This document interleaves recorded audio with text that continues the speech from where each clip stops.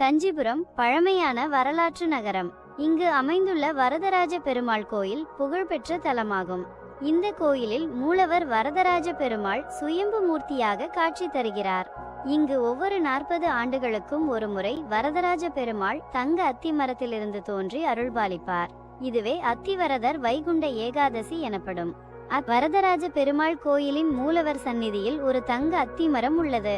40 ஆண்டுகளுக்கு ஒரு முறை வைகுண்ட ஏகாதசி தினத்தன்று இந்த அத்தி மரத்தில் இருந்து பெருமாள் தன் திருமேனியை வெளிப்படுத்திக் கொள்வார். இது இயற்கை அதிசயமாக கருதப்படுகிறது. அத்திவரதரை தரிசிக்க லட்சக்கணக்கான பக்தர்கள் திரள்கின்றனர். தரிசனத்திற்கு நீண்ட வரிசைகள் காணப்படும். பக்தர்கள் தரிசனம் செய்து தங்களது துன்பங்கள் நீங்கி முக்தி அடைய வேண்டுகின்றனர். பூதலபுரம் என்னும் இடத்தில் ஒரு அந்தணர் குடும்பம் வாழ்ந்தது. அவர்களுக்கு ஒரு மகன் பிறந்தான்.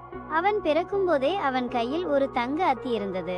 இதை கண்டு அதிசயித்த அந்தணர் தனது மகனை வளர்த்து திருமாலுக்கு அர்ப்பணித்தார். பின்னர் அந்த அத்திமரம் கஞ்சிபுரம் வரதராஜ பெருமாள் கோயிலில் வைக்கப்பட்டது. அத்திவரதரை தரிசிப்பது மிகவும் புனிதமானதாக கருதப்படுகிறது. இதனால் பாவங்கள் நீங்கி மோட்சமடையலாம். அத்திவரதர் தரிசனத்தின் போது பக்தர்கள் பக்தி பரவசத்தில் திளைக்கின்றனர்.